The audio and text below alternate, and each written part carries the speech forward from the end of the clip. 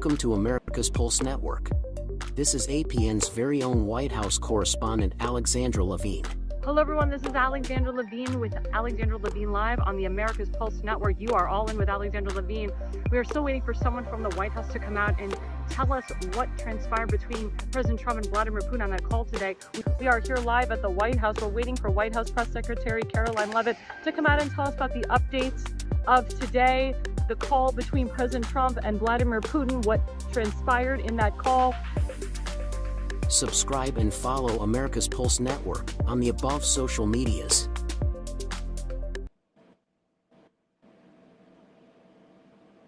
And hello everyone, hello. This is Alexandra Levine with Alexandra Levine Live on the America's Pulse Network. And yes, I am the White House correspondent for the America's Pulse Network. I have the privilege of going into the White House briefing room with Caroline Leavitt, and hopefully I'll be going into the White House, into the Oval Office, to speak with President Trump, to ask him questions about the community, about the nation and the world. I've already sent out questions to Caroline Leavitt and the White House press team, and hopefully everything will be fine and everything will work out fine. And like I said, it is an honor. It is an honor to be a part of the White House. So now we're going right into it. So in my last podcast on Tuesday night, the JFK files were being dumped, and we didn't really have a chance to go through it. I had elected official Tim Fazenbaker on with me at the moment that the files were dumped, and we were just kind of combing through it a little bit. So one of the main things is that it's thousands and thousands of pages laid out for the country to see. Reports say there was more than one active shooter and the CIA was involved. We actually have a little snippet from John Garrett Undermill Jr. that my producer will put up for me now.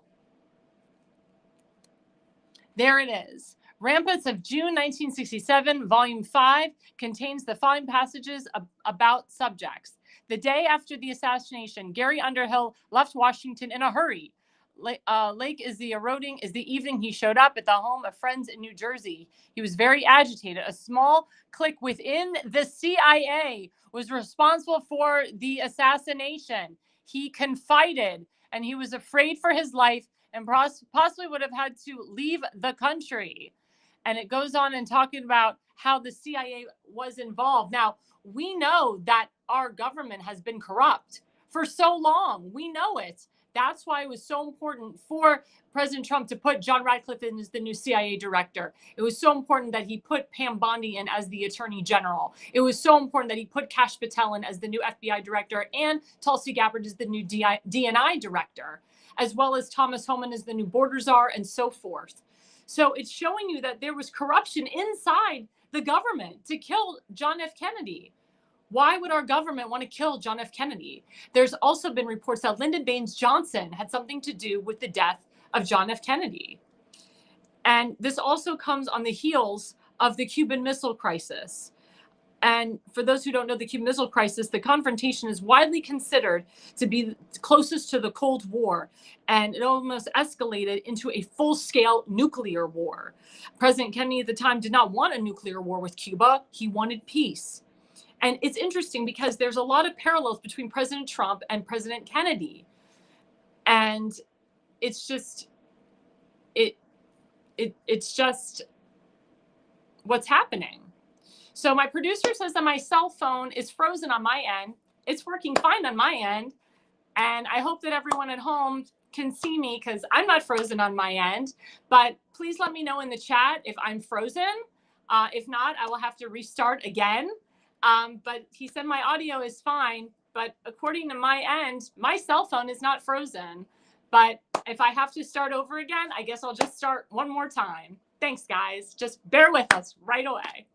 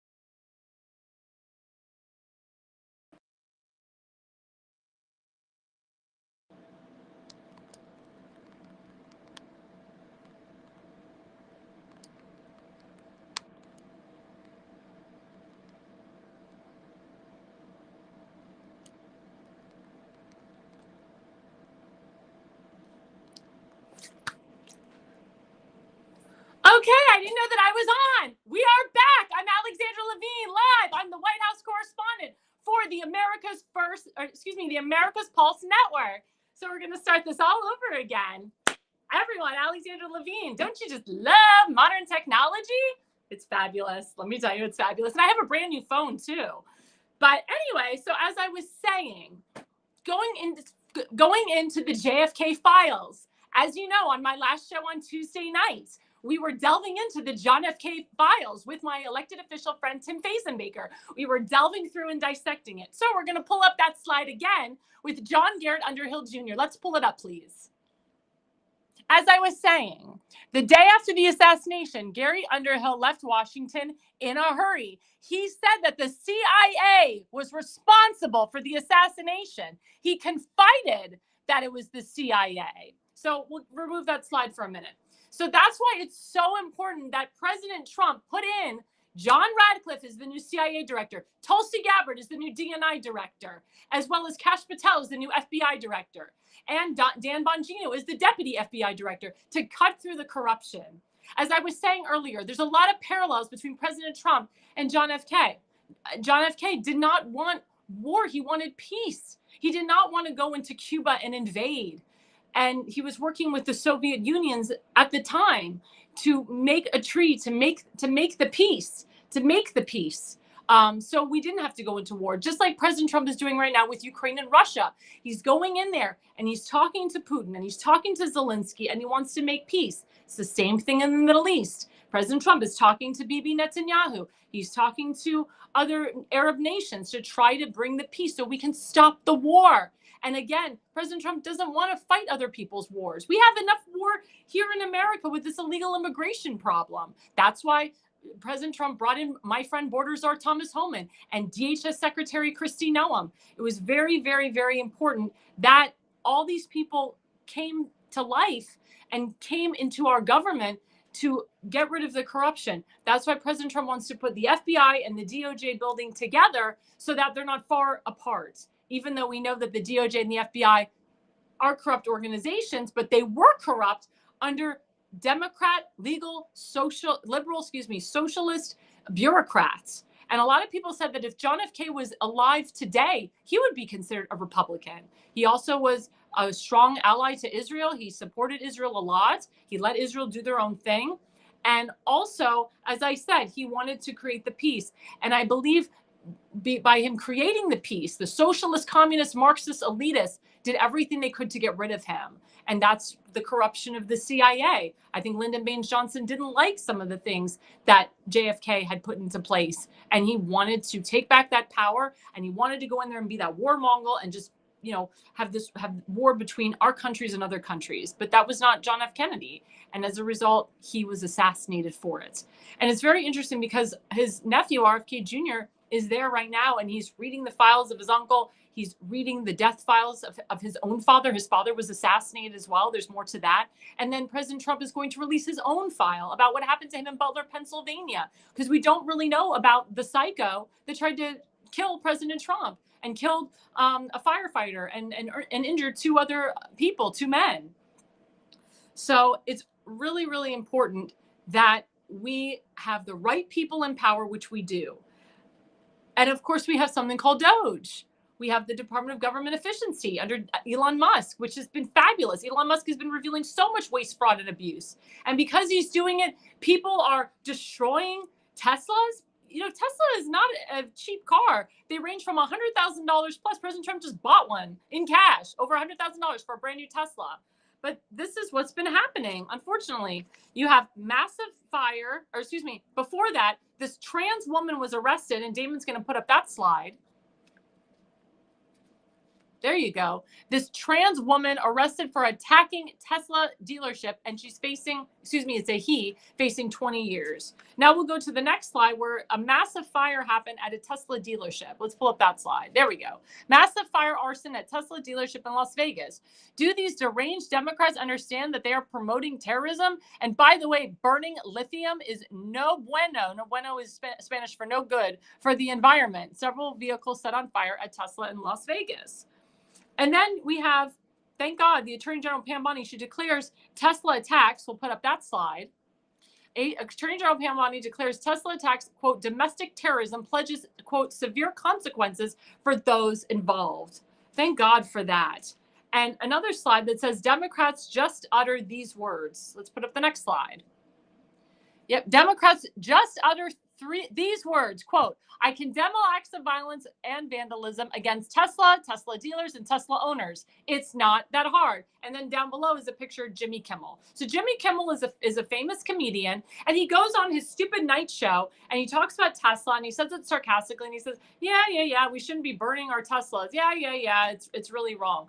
The man is inciting violence. The man is calling for massive destruction of these Teslas. So you're a person that spent $100,000 on a Tesla and you burn it to the ground. Or there was another video of somebody putting a swastika on somebody else's Tesla, calling Elon Musk a Nazi. I mean, this is just insane. And these are the Democrats, the liberal lunatics that are telling you to do this. And they're doing it too.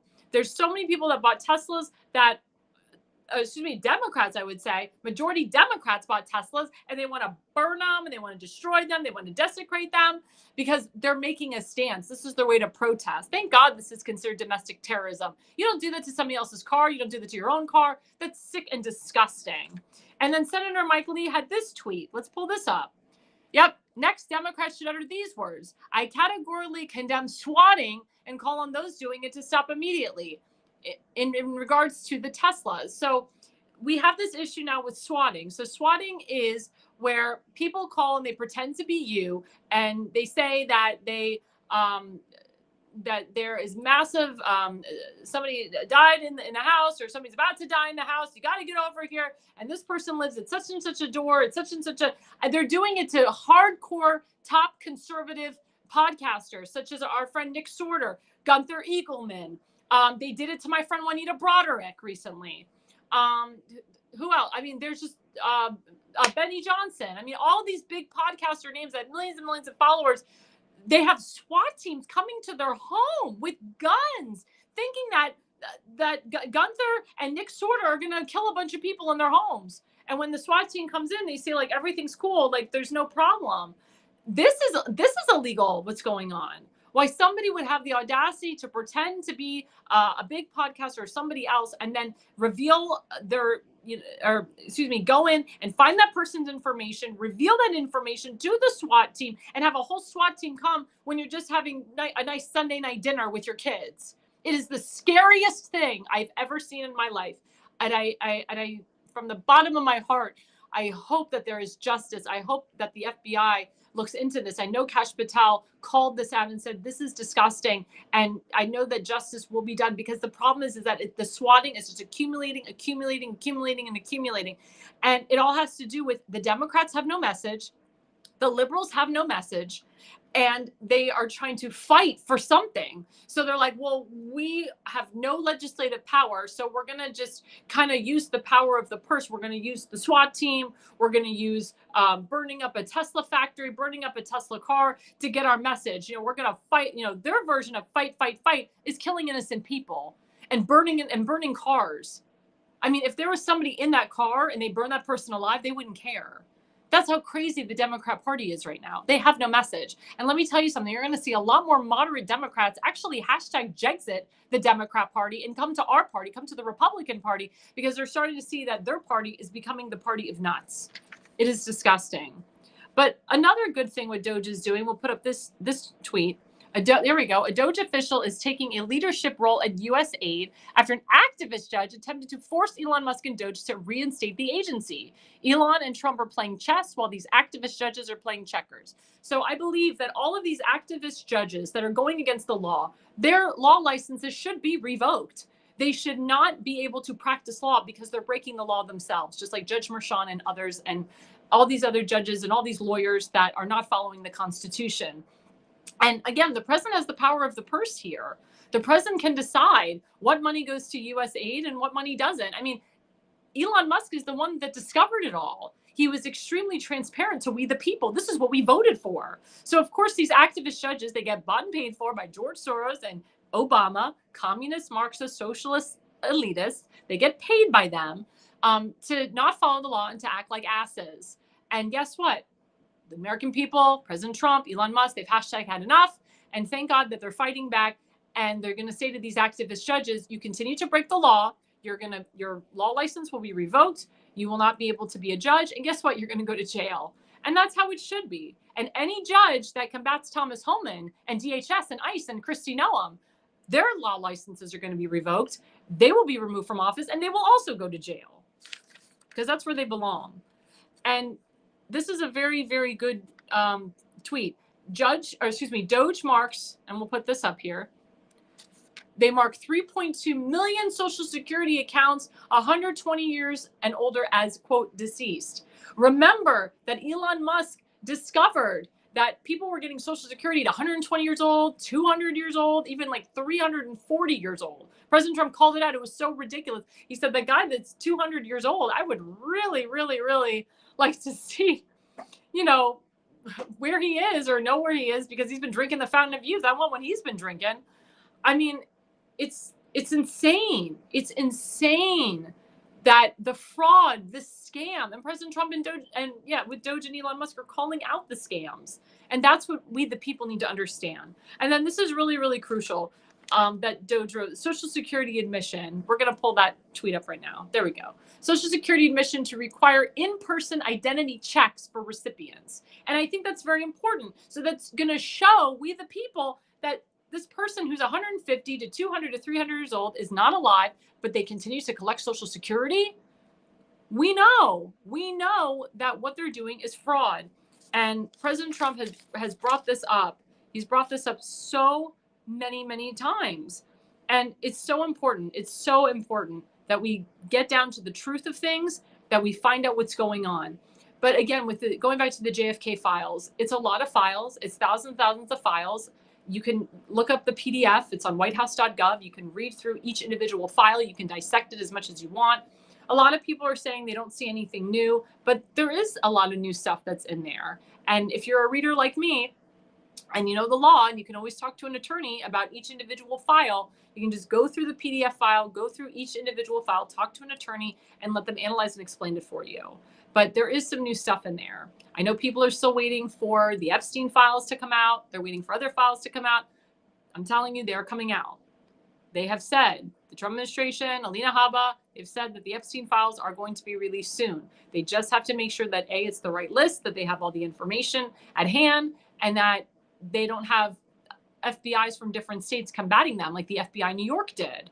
So Pam Bondi, to her credit, has been very transparent with we the people about these files. So has Kash Patel. And like elected officials Tim Fazenmaker said the other day, he said, I know the American people are a little impatient. We're waiting for these files, but this is a different administration, different person in town, different commander in chief in town. And we know under President Trump, because he was there in 2017, he will get the job done for we the people. And President Trump put people in place that will get the job done for we the people.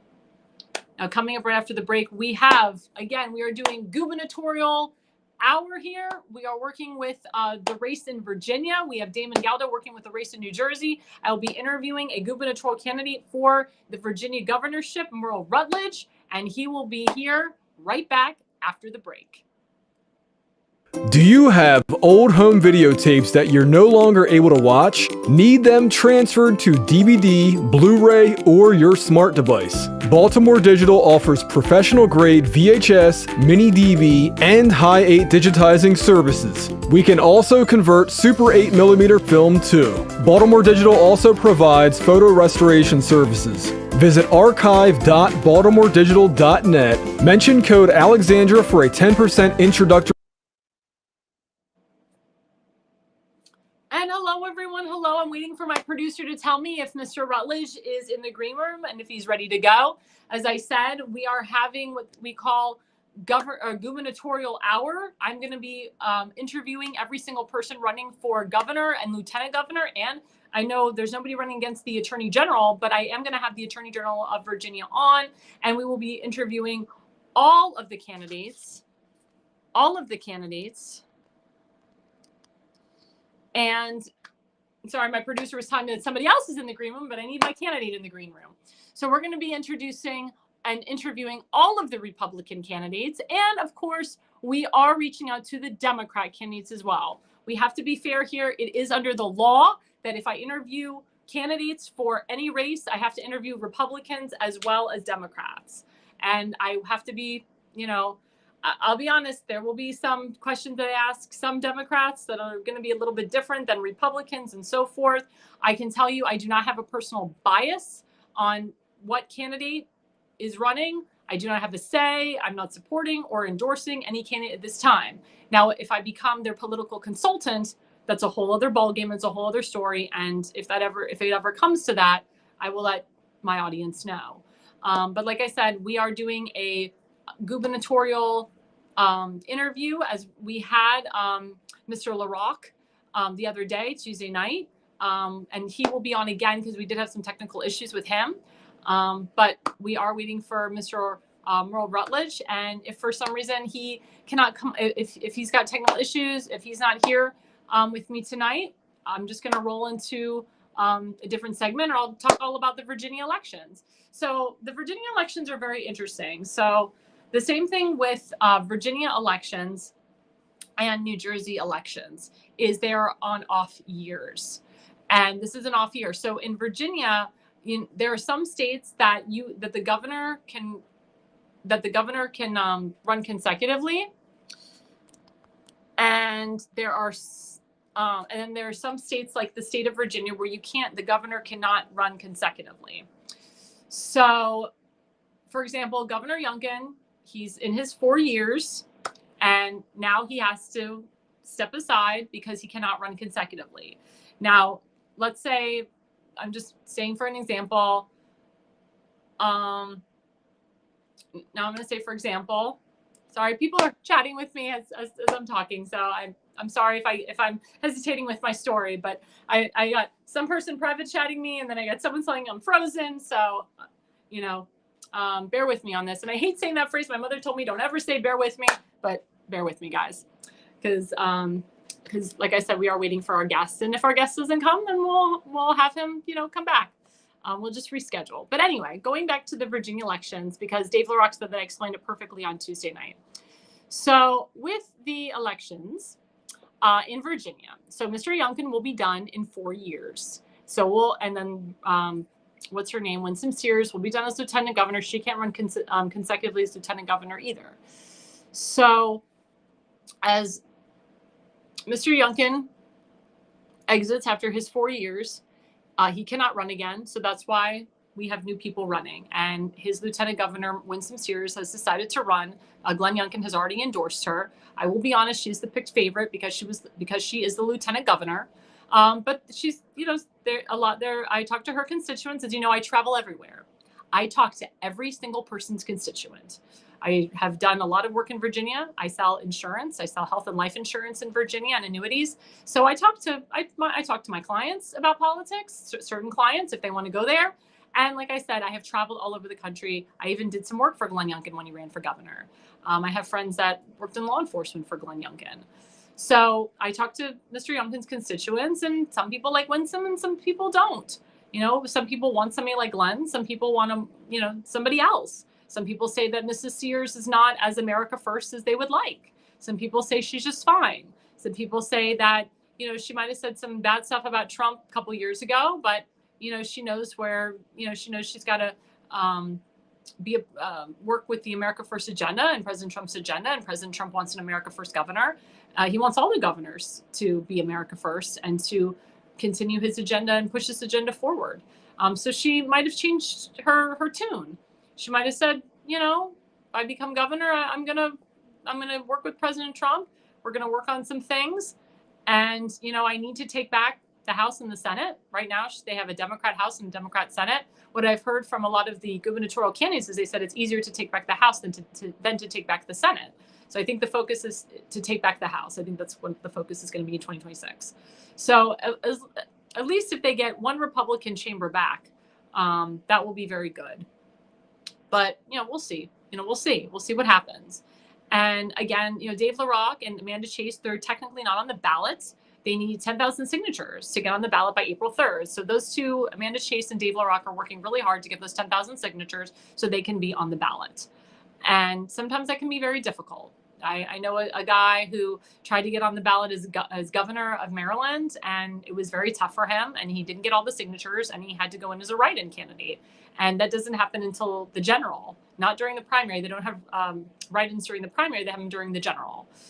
So it's up to you, Virginians. It's up to you if you want Winsome Sears, who's supposed to be a Youngkin light, or if you want somebody different. If you don't think that Winsome Sears is America first enough, if you don't think that she's going to fall in line with President Trump and his agenda, then they'll look at the other candidates.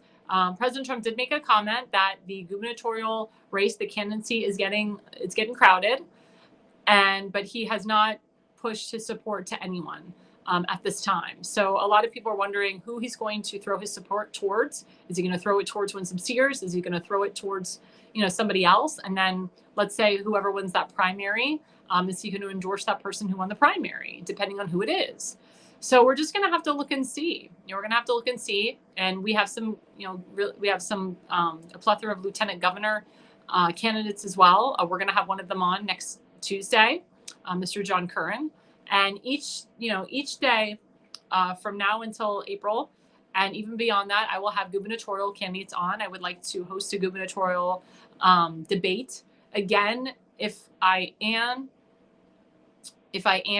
a political consultant for any of those candidates after the primary, I have to take myself out of the debate process, and I won't be able to interview that candidate or the Democrat candidate because I'm their political consultant. I can't do that. But again, we'll cross that bridge when we get there. But it'll be really interesting. I know that Damon Galdo is working on a gubernatorial debate for the people in New Jersey. Now in New Jersey, it's a little bit different. So they are allowed they're allowed 2 consecutive terms. Patrick Murphy, he won re-election, and now he's going to be out of a term. So the hope is that we get Republican leadership in there. I do believe that Patrick Murphy did not win re-election because I saw the election real time. Bergen County, which is a liberal county, was going Republican for the Republican candidate. My father and I saw it in the middle of the night, and then all of a sudden it flipped back to Patrick Murphy in Bergen County at the last minute, at the last second, because of these mail-in ballots. One thing about Virginia is they have 45 days of early voting, which is crazy. They do have mail-in ballots, which is also crazy. They have an open primary, which is even more crazy. And that's something, I talked about with Dave LaRocque is, do we want to close these primaries? Do you believe in, what President Trump says? We should get rid of early voting, get rid of the mail-in ballots, just have election day on one day and go back to paper ballots. And a lot of people want that. And I know that President Trump is trying to push that on the federal level. It's the states, though, that must follow. And I believe in getting rid of all the machines. There's a lot of fraud in the machines. We all know this. I have begged my governor, Ron DeSantis, to get rid of all the machines. Now, he doesn't have all the machines in the entire state of Florida, but in my county, Sarasota County, they still have the ES&S machines, which causes a lot of fraud. We saw that a lot in the primaries and in the general election. So I pray to God that my governor will get rid of the machines. I know for a fact that the state of Texas does not have any machines. The Governor Abbott has said over the years, we don't want the machines, and other governors before him. So there are some states that do not have the machines, and they're better for it. Arizona, as we know, still has election integrity problems, massive election integrity problems. Nevada is getting better, but they still have a bunch of election integrity problems. My brother-in-law was an attorney for the general election with the Republican National Law Association. He was there in Michigan and Wisconsin looking at both of those elections in real time. And he said that, Michigan has gotten better with the election integrity, but Wisconsin has not. And he saw a lot of fraud, and he predicted that those 2 Senate seats that should have flipped, he said they're not going to flip. He's like, there's so much fraud here, so much fraud. And again, there's been so many great election integrity experts that have literally written the book on election integrity. And I would listen to those, what we call those wise men, those wise people that literally have dedicated themselves to election integrity, that their work is archived in a bunch of state GOPs all over the nation, that their work has gone to President Trump and Vice President Mike Pence and former Congressman of Kansas, Chris Kobach, and many other people, and have gone to James O'Keefe and Judicial Watch and Mike Lindell, and that person's research should be pushed out there. It's Maryland 20-20 Watch, Maryland 20-20W Watch. Please go to that website, Maryland 20-20WWatch.com, and you can read everything about election integrity and what it's all about. And everybody in Maryland knows about this man who has written so much about election integrity. He really stokes his life on it. He's very passionate about it. And his research has been archived in state GOPs. It's actually archived in the Maryland GOP. And Sarah Palin knows who he is. My governor knows who he is. Carrie Lake knows who he is. Many famous people. This man had a lot of, he had a woman actually testify in front of the state legislators in Arizona about election integrity. So, I would listen to the man. I would listen to him. Again, Maryland 2020 W Watch. He's a very brilliant man. And as he always says, hashtag Newton said it. When I say that, people know what I mean. Hashtag Newton said it. But again, we have to really, really, really go back to basics here. We look at France and they count all their ballots on the day because they don't have the machines. It's paper ballots. It's easy. And I even said in Florida, this is a very small primary. It should be easy just to have people count the ballots. This is insane that we don't have people counting the ballots. This is crazy. But what are we to do?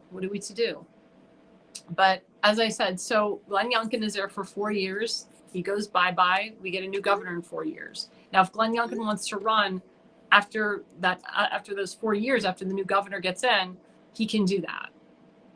We have an issue in Maryland. So Governor Larry Hogan, former Governor Larry Hogan, he served 2 terms and then he left.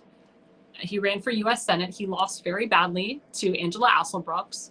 And now I heard he wants to come back and run for governor again because apparently he thinks he's the only one that can beat Westmore, that he can beat Westmore. Well, Larry Hogan, the people of Maryland rejected you.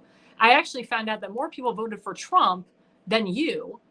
You divided the Republican Party. You had to get every single Republican vote for you to even win the U.S. Senate, which you didn't. And you have to get every single Republican vote to win the governorship, which you will not get. And you have to get a big chunk of independents and you have to get some Democrats. What Larry Hogan tried to do is he tried to get some chunk of independents and a chunk of Democrats, but he didn't go to the right Democrats. He was trying to go into Angela Asselbrooks' base. He was trying to, fight the abortion thing and say, I'm just like Angela Asselbrooks when it comes to abortion. Dumb. He was a one-issue guy. And now he wants to come back. And there's a campaign going on called No More Campaign. There is speculation that Larry Hogan's hands are on that campaign, but he's washed his hands clean because the Democrats can't find the donors. They can't find the people that are really behind it because it's either under an alias name or, Larry Hogan is just saying, well, that's not me, but he's getting other people, what they say his minions or other central committees to kind of work his campaign behind the scenes. And it's against these central committees' bylaws to help a candidate before the primary. It goes against their bylaws. They could lose their charter. They could lose their positions. It goes through the ethics committee. The ethics committee makes a complaint unless the ethics committee's in on it. But that's against the bylaws. Same thing with the RNC and the MDGOP. Under the bylaws, RNCs, MDGOPs, they cannot endorse a candidate before the primary. So if they're involved with the No More campaign, and that's Larry Hogan behind it because he's running for governor, they're subject to losing their charter. They're subject to being sued. They're subject to losing their positions and so forth. So it's very, very, very, very, very, interesting. Very, very interesting. And again, we want to have free and fair election. That's what it's about. That's what it's about. And we have to have free and fair election. We have to have free and fair election.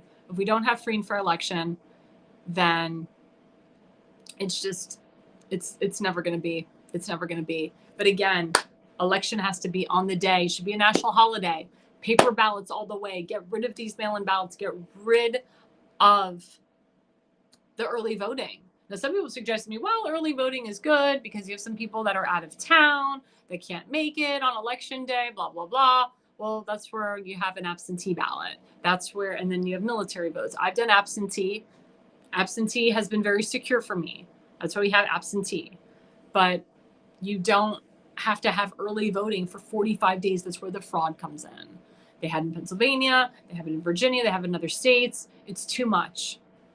Even 1 or 2 days of early voting can really can hurt an election. Now, I will be honest with you. President Trump encouraged a lot of people to do early voting this time around, which actually helped. A lot more Republicans came out for early voting than ever before.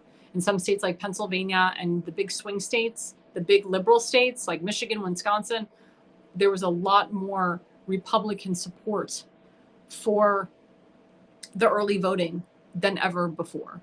And that's what's important. That's exactly what's important.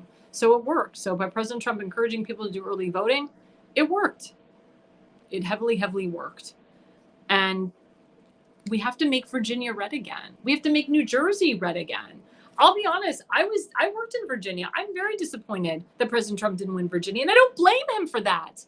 I blame the leadership that was in power. I do blame Glenn Youngkin and Winsome Sears for not getting President Trump over the hump.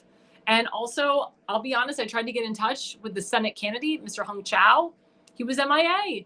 And a lot of people have told me, they said, we couldn't find his signs anywhere. We don't know where his signs are.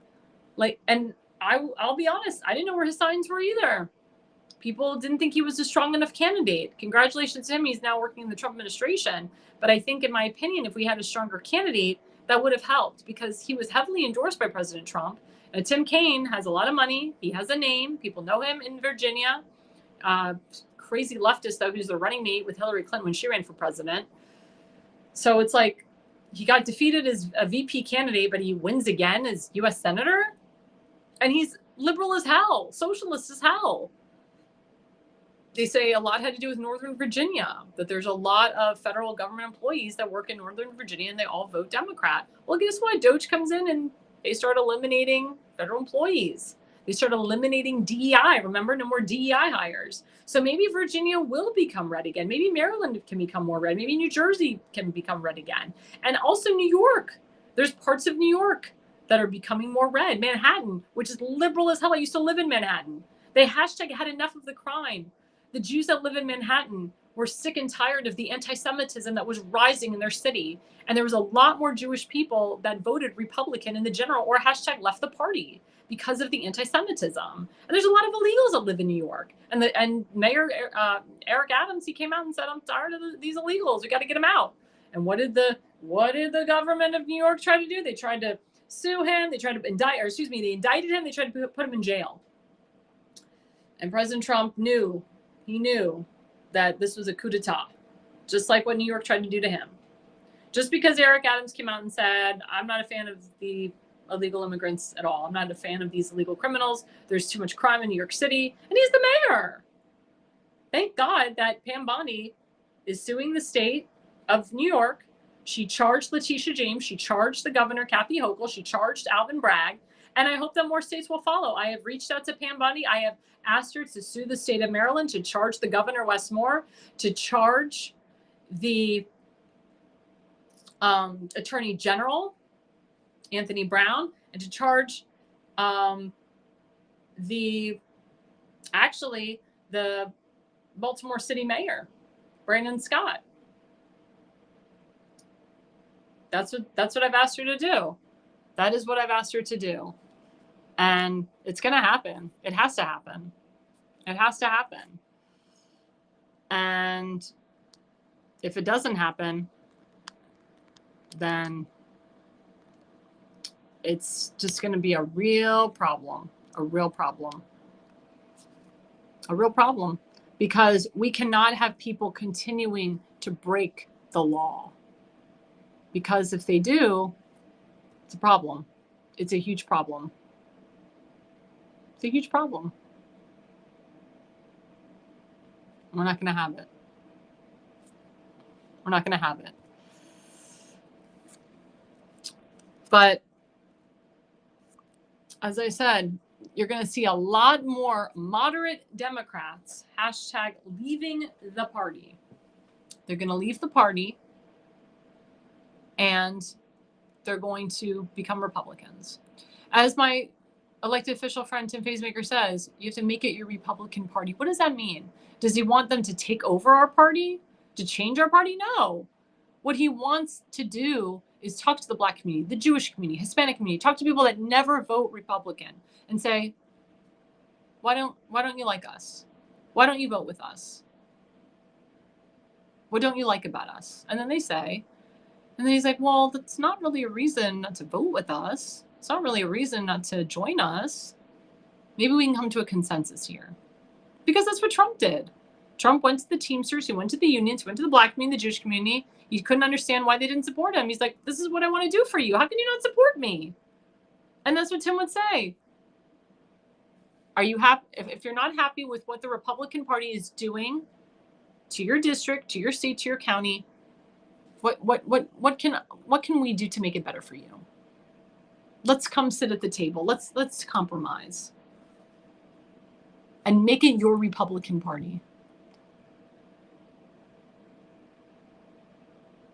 Take the idea that you have and encrux it or engulf that idea into our party so that it will work better for you. When the rise of anti-Semitism was happening all over this country, it's a bipartisan issue. The Democrat constituents saw that the Republicans were getting involved, that they were tired of seeing kids getting pummeled on school campuses for no reason. And Democrat constituents saw that. The Democrat students were very scared. The Jewish Democrat students and the Christian Democrat students were very scared to go to school for fear they were going to be attacked by this terrorist. And then the Democrat constituents would reach out to the Republican Jews and say, why is this happening to us? What can we do? What can we do to stop this? Why isn't people from our party? Why aren't the Jews from our party like Chuck Schumer and Bernie Sanders and Debbie Wasserman Schultz? Why aren't they helping us? Why isn't Jerry Nadler helping us? Why isn't Sidney Blumenthal helping us? Bob Sherman, Janet Spire. These are all Jewish senators. Congressman Adam Schiff, now he's the senator. Why aren't they helping us? And the Jewish Republicans said, because they don't care. Because they're bought and paid for by socialist communist Marxist elitists. But we care. I reached out to Democrat Jewish students who were getting attacked. And I didn't discuss party affiliation with them. I asked them how they were doing, if they were okay. And they said, oh my God, my own dean, my own president wouldn't even call me, my own classmate, but you, a perfect stranger, did. And I thank you for that. And then we started talking about political parties. Then when they found out I was a Republican, then they switched. Dev Heiken, who's a good friend of mine, he was a New York Assemblyman, Democrat for many years, but he supported Donald Trump, voted for Donald Trump. My Brexit organization kept saying to him, Dov, when are you gonna change parties? Stop voting Democrat all the time. He's like, well, I'm a councilman, I'm an assemblyman. I got to be a Democrat or I won't get voted. I won't get voted back. But Dev Heiken saw that his party, under Jerry Nadler, under Chuck Schumer, were ruining the party. And he didn't want to be associated with anti-Semites in the party either. So he hashtag left the party and became a Republican. Alan Dershowitz, lifelong Democrat. Alan Dershowitz became an independent. RFK Jr., Kennedy, lifelong Democrat, became an independent.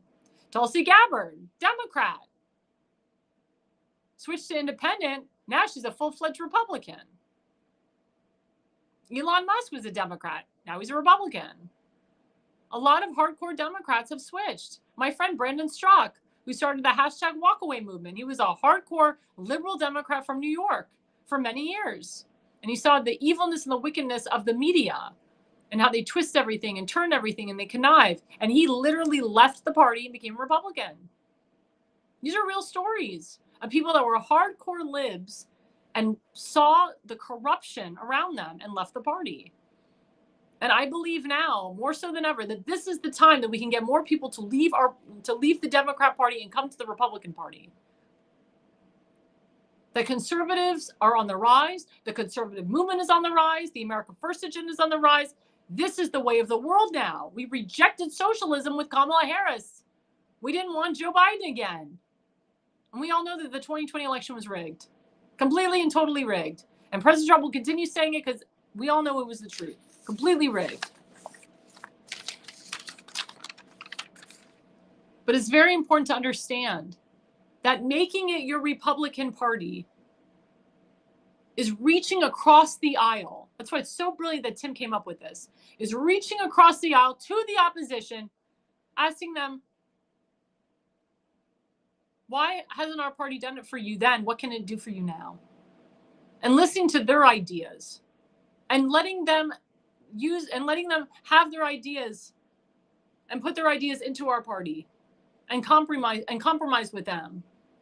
And some ideas we may like and some ideas we may not like. But I know at the end of the day, we can all come to a consensus. I have more Jewish Democrat friends now than ever because of October 7th and because of the rise of anti-Semitism all over the country and on school campuses.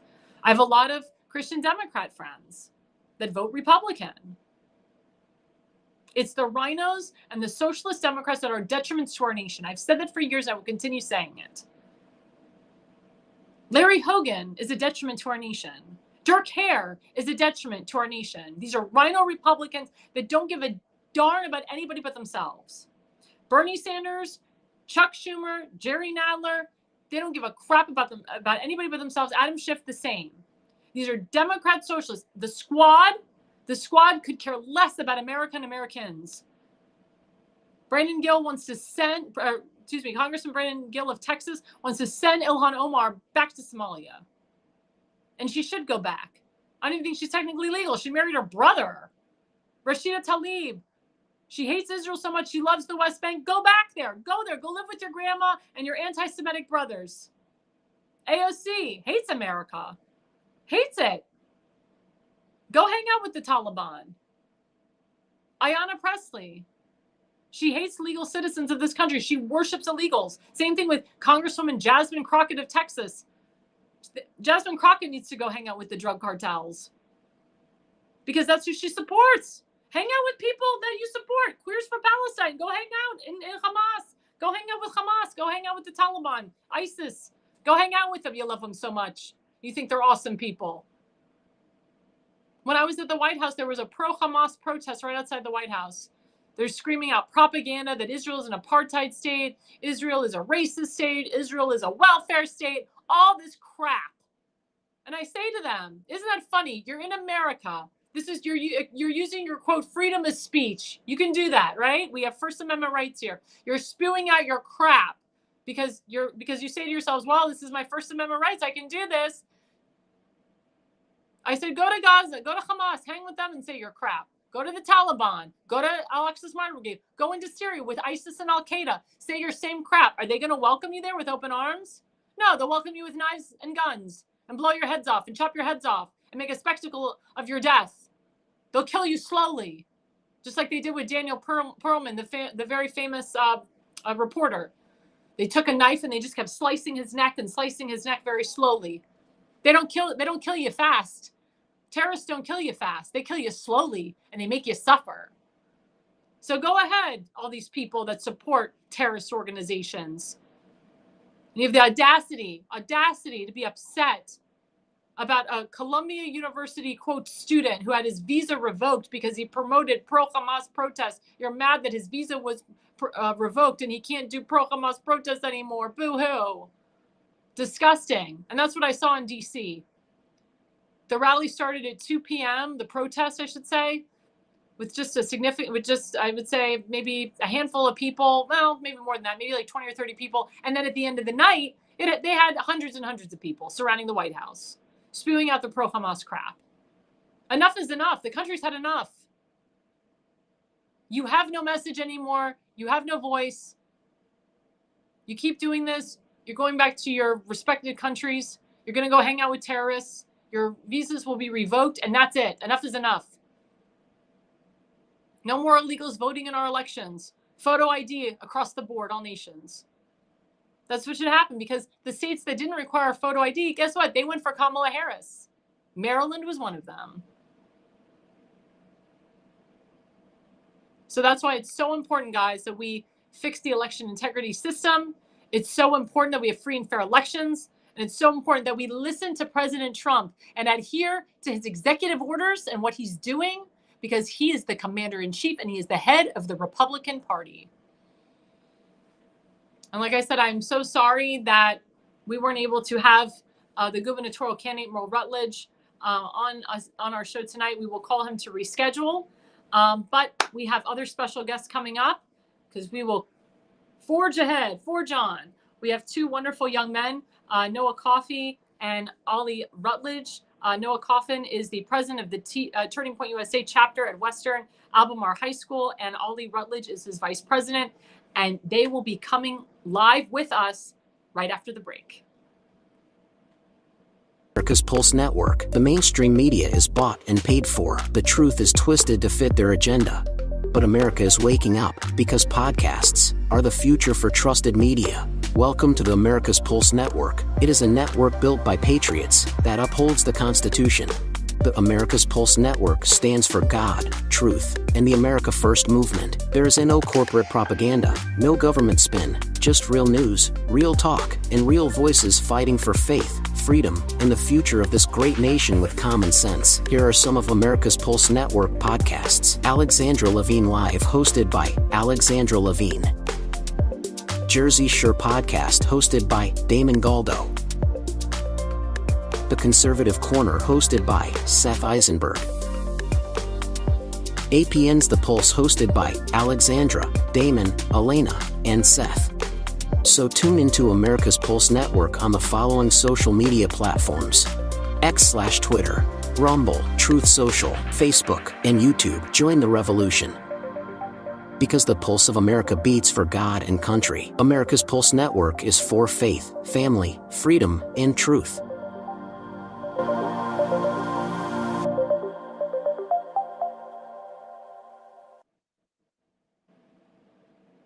And hello, everyone. This is Alexandra Levine with Alexandra Levine Live on the America's Pulse Network. Again, we have two wonderful guests coming up. We're going to put up the first picture. President Noah Coffin. There he is. He's the president of Turning Point USA chapter at Western Albemarle High School. And we have his colleague, Vice President. We'll put up his picture. There we go. Vice President Ollie Rutledge, also of the Turning Point USA chapter at Western Albemarle High School. Let's bring both those boys in live. Hey, Miss Levine. Oh, I'm so sorry. I was told your last name was Rutledge, not Woodrow. So I'm so sorry. Oh, no, it's all good. That. I'm so sorry about that. So we have Ollie Woodrow with us tonight. I'm so sorry about that. So anyway, thanks, guys, for sticking with us. This has been awesome, and we're just going to dive right into it. So you guys have a chapter, a Turning Point USA chapter at your high school. Noah, as the president, tell me how that came to be. Yes, so during the height of the recent election, Charlie was obviously trending on social media. Noah, we just need you to turn up your volume just a little bit.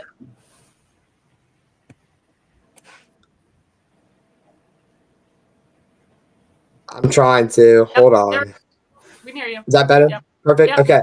Yes, during the height of the recent election, Charlie was he was trending on social media, all sorts of talk about him. And that's where I first discovered him too, and where I first started closely tracking the election and starting to dive into politics. And I remember I saw one video about this thing called America Fest through Turning Point USA, which is this large conservative gathering. Trump was there, Ben Shapiro was there, Charlie Kirk, Tucker Carlson, all these people. And I was like, whoa, I want to go. And so starting to look into it more, I found out about you could start your own Turning Point chapter. So I called up Ollie on the phone. I was like, dude, I have a great idea. And so, it's gone on from there. Now we have 100+ members coming to all of our meetings. We're bringing in former congressmen, and it's been mind-blowing, the amount of success that we've seen so recently and the amount of change that we've been able to impact in the Charlottesville area. That is awesome. So, Ollie, as the vice president, tell us, how many students do you have as a part of your chapter, and what are you doing to recruit more students to your chapter? So we've actually seen great turnout at all of our meetings. Our very first meeting, we had over 100 students, which the assistant principal informed us is the record for the most students to ever attend any club meeting in Western Illinois history, which is super impressive. And I think it just shows how much support there is for our club at our school, because for as much liberal people there are at our school, we are in a very blue district, obviously. So there's a lot of those. There's also a lot of conservatives, and we've just been so happy to see that.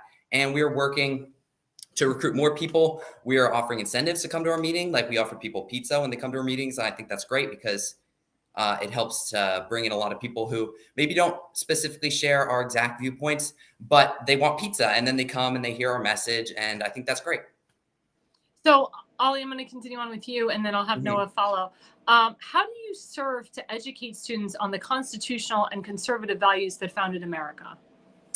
Well, obviously, Turning Point USA, our core values are limited government, freedom of speech, and free market capitalism. And we have been going through slideshows and hosting speakers to talk about that. Our very first meeting, we talked about free market capitalism. We talked about how the free market actually is beneficial to the economy, because a lot of people want the government to step in and do more. But we went through how the founding fathers actually had a plan for our economy and for our nation that was beneficial, and they outlined that in the Constitution. And today we had a meeting about limited government and what the founders thought about limited government. And we had some quotes from the founders in that presentation. And we had Bob Gooden, who's a former Virginia congressman, and he talked about his experience with the Congress and how he has tried to fight for these constitutional values. So, Noah, when you recruit the young students into your chapter, is there a vetting process that you go through in order to decide who should be a part of your chapter or not? Oh, your volume is low, Noah. I don't know if you muted yourself. Is this any better? Yeah, it's better. Yeah. Okay, perfect. I'm not sure what's going on right now. Yeah. But according to our school policy, but also to our own personal goals for our chapter, everybody is welcome, whether you're Republican, Democrat, whatever party you identify with. Also, for Turning Point's guidelines, we're nonpartisan. We're not a Republican club. We're not a Democratic club. We're simply a club that seeks to identify and educate students on these conservative values. And so when we have a student who comes in and they say, hey, I'm going to be part of your chapter, whether, they're obviously a known Republican or a known Democrat, we say, hey, we would love to have you come. Because even if they are, a liberal who's coming to our club, a lot of skepticism, they're like, I don't know about this. I don't know if I like this on our school, which we've discovered from a lot of pushback. We love that they're here in our meetings, because they keep coming over and over and over again, and they hear this message, and we can really drill this into them. Eventually, something's going to stick. And those are the best moments for us, when we have people come up to us who we know might not be in agreement with us and say, hey, I really like that. That was cool. That was smart. I agree with you. And that's the whole reason we're here. We're here to identify and educate these students on these constitutional values. So let me ask you, Noah, so anytime you have a scheduled Turning Point USA event or a meeting, or a big name comes in, let's say Ben Shapiro, for example, do you have protesters that are protesting your high school against a big speaker coming in or against your chapter? Have you experienced anything that we've seen on other high school or college campuses with your chapter? So thankfully, in person, there have not been too many acts of protest. I'd say the only one we had in person was when we first started. We did a tabling event in our cafeteria where we had donuts and we had all sorts of buttons and stickers and pins promoting our event. We had groups of students who were kind of standing outside, blocking people from coming in, which thankfully admin, who's been so helpful in this process, was able to divert them and send them away. But most of the hate and the protest has, not surprisingly, taken place online, where they're hiding behind a screen, to the point where we're getting, body shaming in the comments, people saying plenty of inappropriate things on our Instagram. So we have to turn off comments to prohibit that. And it's not surprising, right? It's such a theme of the left that the hate and the bullying comes from hiding behind a screen, hiding behind a mask. But I am very thankful that in person, everything has gone very smoothly so far. So as you guys know, Turning Point USA is about freedom of speech. It's about First Amendment rights, and et cetera. But sometimes you may experience some hate speech, especially on your high school. And we've seen this in the college campuses. So my question to you, Ollie, is what are you doing to combat hate speech on campus?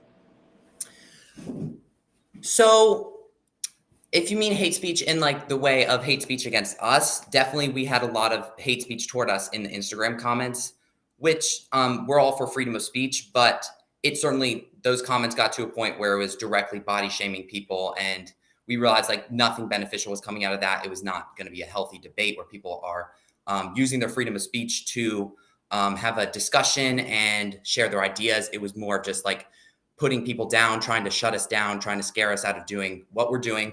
So we realized we did need to turn off the comments, and we did there. But we are all for freedom of speech as long as people are using that in a productive way to actually have a healthy discussion, a healthy debate. And I was going to say to you, Noah, as you know, I was talking earlier in the last segment about the rise of anti-Semitism. We've seen that more on colleges and universities. Have you seen any of that creep into your high school? Oh, you're muted again. There we go. Is this any better? Just wherever you are, Okay. just don't press the buttons. Yes, of course. Hands on. We are very lucky at our high school that we personally, I know me and Ollie and many other students haven't experienced anti-Semitism, which, especially on college campuses and many other, even in our area, is an issue that's being discussed. And so at Western Elmore High School, we are very privileged to have a group of pretty responsible students who really do love and respect each other regardless of viewpoints. And so we haven't run into it. Oh, Noah, you're cutting out just a little bit. Can you just reiterate, excuse me, what you just said? Yes, ma'am. At our high school, thankfully, we have a group of very young and respecting students who truly.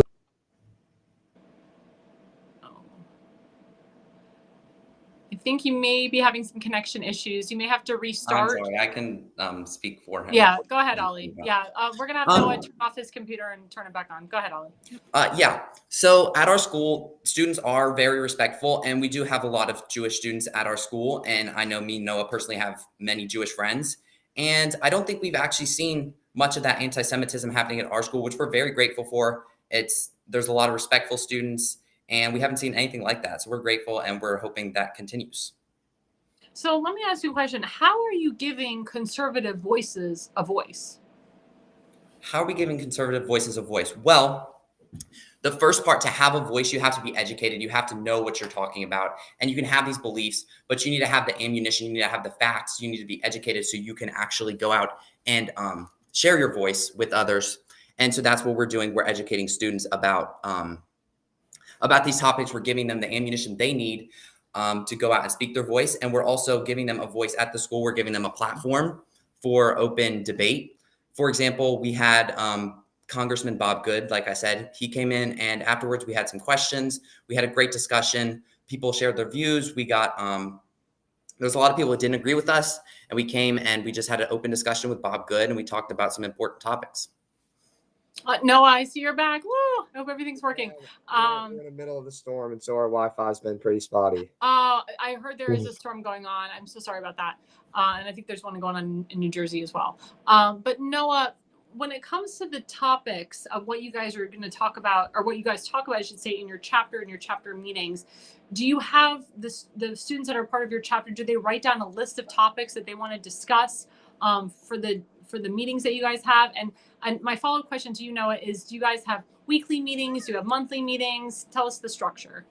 So right now, as we're starting to close our series on our core values that our club stands for, we're getting ready to put out a survey in our weekly announcements. It's going out to all the students saying, hey, what topics do you want to see discussed, right? But we made it a priority to go ahead and say, here are the 3 core constitutional values our club stands for, which can be applied to a lot of the issues going on today, which we have been applying them to. So we've been getting those done in our first little series of lessons as we prepare to say, all right, what issues do you guys want to see addressed? What do you want to hear us talk about? What do you guys want to debate? And the first issue that we're going to talk about that's not really part of our core set of constitutional values is going to be abortion. As we're preparing next week, we're going to have Isabel Brown, who is a social media personality. She's going to fly into Virginia and come in with a Turning Point team, and she's going to talk to our students regarding some pro-life issues, her experience in that area, and we'll have some open questioning towards the end. And it's going to be great. It's going to be great to see how that goes. As for how often we have our meetings, so far we've been doing bi-weekly meetings, and that's been awesome. It's been great to keep that pace going and get in the swing of things and really utilize the short time we have left in the year to get our chapter off the ground. So both of you gentlemen mentioned that you are an all-inclusive group. You're okay bringing in Democrats, bringing in independents. Doesn't have to be all Republican. But as you know, Turning Point USA heavily endorses and supports President Trump. So how are you bringing in Democrats and independents across your aisle when Turning Point USA is about President Trump and his agenda and the America First agenda? Well, the thing is, Turning Point USA, the broader organization, Turning Point USA Action is a separate part. And that's the part that go out, they start the grassroots organization. They go, they chase the ballots for a specific candidate. They're very heavily support President Trump. But Turning Point USA High School, which is what we're a part of, is nonpartisan. So we are strictly just conservative. We support conservative values, limited government, freedom of speech, free market capitalism, but we don't actually support or endorse any specific candidates. So we're not allowed to have anyone come in to speak, for example, who's going to be running for office soon. We'd like to have people who are more not a political candidate, obviously. So yes, we are not a part of the organization Turning Point USA Action, which does openly support President Trump. So I have a follow-up for you for that. So as you know, Winsome Sears is currently your lieutenant governor, but she's running for governor. Would you still have her come and speak, or you can't now because she's running for governor? Noah? Oh, can't hear you again. Oh, still can't hear you. No. I don't know what's going on with your volume. Oh, I might have to fill in again. Yeah. Can't hear you, Noah. So sorry.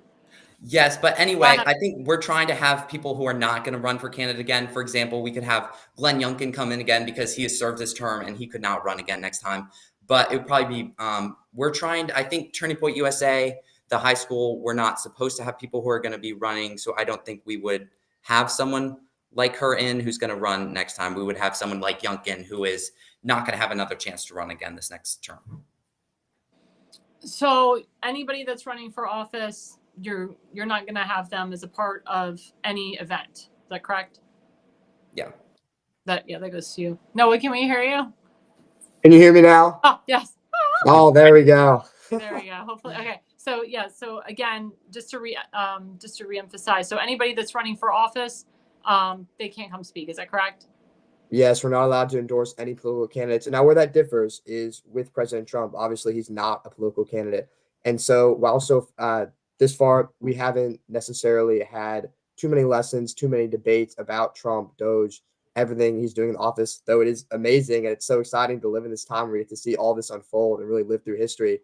Our club can, and we do obviously support our president, as I believe everybody should, regardless of if your political beliefs, you like Trump, you don't like him. Every single person should support our president, pray for our president, and hope that he can do well and have the backs of the American people as he strives to do what's best for our country. But would you bring Kamala Harris in to speak for your organization? Probably not, because obviously our values are conservative. And so Kamala Harris does not quite embody the conservative values that our club seeks to portray to students. Right, exactly. But again, because you said that you support Democrats and independents coming into your side, and then you bring President Trump in as the speaker, how are you going to bring those Democrats and independents to come listen to President Trump speak? Right. And so while our club definitely would not get President Trump to visit Western Albemarle High School anytime soon, unfortunately, in that hypothetical, you never know. You never know. In that hypothetical scenario, I think the name President Trump would draw plenty of Democrats and Republicans alike to come in. I know if Joe Biden or Kamala Harris was invited by a Young Democrats club at our school, I certainly would still capitalize on the opportunity to go listen to them speak, because it is valuable to hear from the other side. Now, my questions to both gentlemen, actually, I'll go to Ollie now.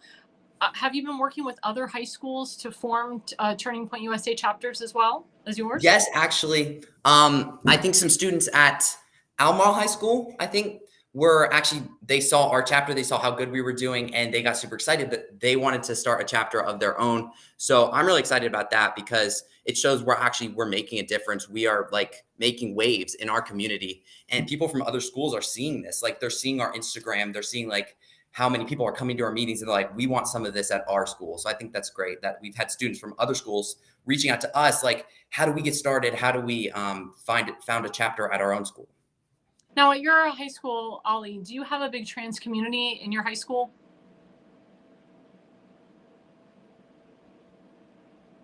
Oh, boy. We can't hear you now. Oh, that was to you, Ollie, actually. Oh, it's to me? Yeah. Yes, I mean, not particularly. Like, there's a couple students for sure who would identify as trans, and there's there's a percentage of gay students for sure. There's a lot of support for gay students. There's a lot of big gay flags in classrooms, which we're not like. We obviously don't hate. We accept everyone. We love everyone. We really want those people to come to our meeting, hear what we have to say. But yes, it's not like a huge thing at our school, but there's definitely some for sure. So is Noah, can you hear me? Or can we hear you? No, we can't hear you. Nope. Oh gosh. Oh no. I'm so sorry. We'll definitely have to have you guys back on. But Ollie, I'll go to you. So you just said that you have, gay flags, you have gay pride flags, you have trans people at your high Yes. school. How do you deal with that woke culture in your high school when you guys are so conservative and you follow those conservative values? Well, I mean, like I said, we love when we see those students showing up at our club meetings, which we actually have. And I think at first, like they definitely came to like see if we said anything like disagreeable so they could report us and get us shut down. But I think it is definitely great when we see those people show up at our meetings. And a lot of the teachers too are super against what we're doing. Like, we've received a lot of pushback from teachers. We have teachers come up and like look through all our stuff, like flip through all the little booklets we're handing out, make sure like there's nothing bad. But we have, there's definitely a lot of pushback from teachers and students in the gay community. But like I said, we love when we see them at our meetings, and I mean, we accept everyone. So now, let me ask you, and if Noah can hear us, or sorry, if we can hear him, he can answer too. How many gays and trans people come to your meetings? I'd say we can hear you. Woo! yes. Okay. Awesome. I know that the first meeting we had a large group of students in the LGBTQ community, and like Ollie touched on, we accept everyone. We love all these students, and it's really important for us to get them into our club meetings. That's our goal. We want to bring these people into our movement. It's so amazing we get to see some of them join. In our club, I would say we don't have too many. We have a few tables in the back that are some students who definitely aren't totally sure what to think right now, what to think of, their own identity. And so they're going to these things like LGBTQ, where it's, hey, we love you, we accept you, so come join our movement. And that's what we're trying to combat. We're trying to say, hey, we love you, we accept you, no matter who you are, come join our movement. And so seeing them show up at these meetings it's amazing. And it's awesome to be able to, even if they're sitting with closed ears some of the times, eventually they'll open up. And when they do, our message will be poured in. Yeah, I love the fact that you guys are crossing the aisle, because I talked about that in my earlier segment, is that more conservatives need to cross the aisle and speak to the trans community, the gay community, the Jewish community, the Black community, the Hispanic community, communities that Republicans never voted for. And that's what President Trump did. He's notorious in that. So that makes me feel really good that you guys are not just kind of closed off to, it's got to be this way, and this is the type of people that we want in our club, that you are embracing, other races, religions, and creeds to grow your chapter. And again, that's how, especially living in purple states, purple districts, Democrat states, that's how you grow the party. And that's how you eventually turn that purple district or that purple state red, because you're crossing that aisle. That's how President Trump was able to win this last election. He crossed the aisle to people that never in their life would ever vote for Republican, and they did. And I think that's so admirable. My question to Oliver is, do your teachers know that you are part of this chapter, and how has that affected your schoolwork? How has that affected your relationship with them?